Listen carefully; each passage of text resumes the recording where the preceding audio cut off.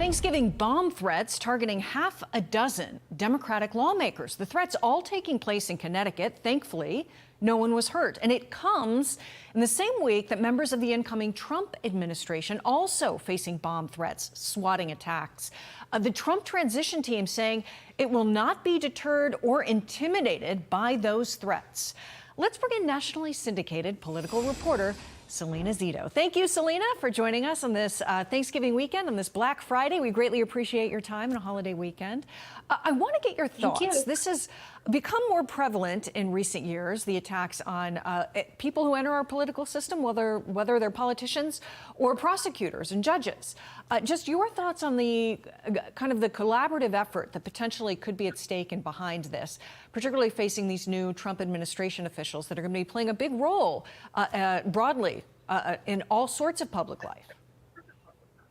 Right. Obviously, none of this should be tolerated. And we have to wonder where this is coming from, in particular, because you just showed two examples of both Democrats and present Republicans and incoming to the President Trump staff. Is this an outside actor, right? Is this from a different country? Does this have anything to do with ideology at all? Or is this something that is meant to cause disruption and fear? There's this saying that says good men and good women don't run for office because it's a sacrifice. And part of that sacrifice are the threats that people receive. Now, most of the time, those threats, you see them with people volleying things that they say back and forth on Twitter, because people have now open access to people that lead the country, right? They can communicate with them even if this leader doesn't communicate back.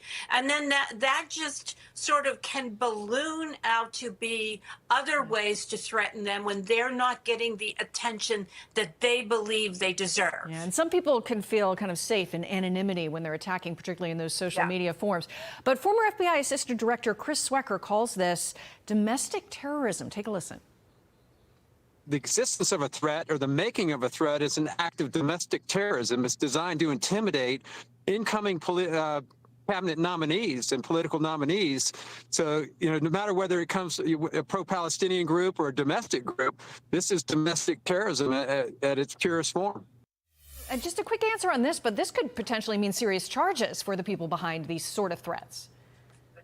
Absolutely. And a lot of these people that are threatened have young families. How do you accommodate that sense of fear and uncertainty, instability in your life, right? Just because you have stepped up to serve your country. And he's not wrong. This is domestic terrorism. It is a terrorizing thing to have your home, the place where you call your sanctuary, where you gather with your family, threatened by unknown actors. That is the very definition of terrorism. Yeah, and I want to get to another quick topic. We're here in New York City. Despite the rain, people came out for the big parade.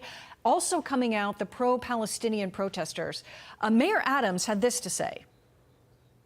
I really want to take the moment to tell those Grinches that believe they're going to disrupt the parade, it's not going to happen. While we acknowledge the city will respect peaceful protests, we're not going to accept any violence or disruption in this parade. So there'll be no tolerance for interfering at all.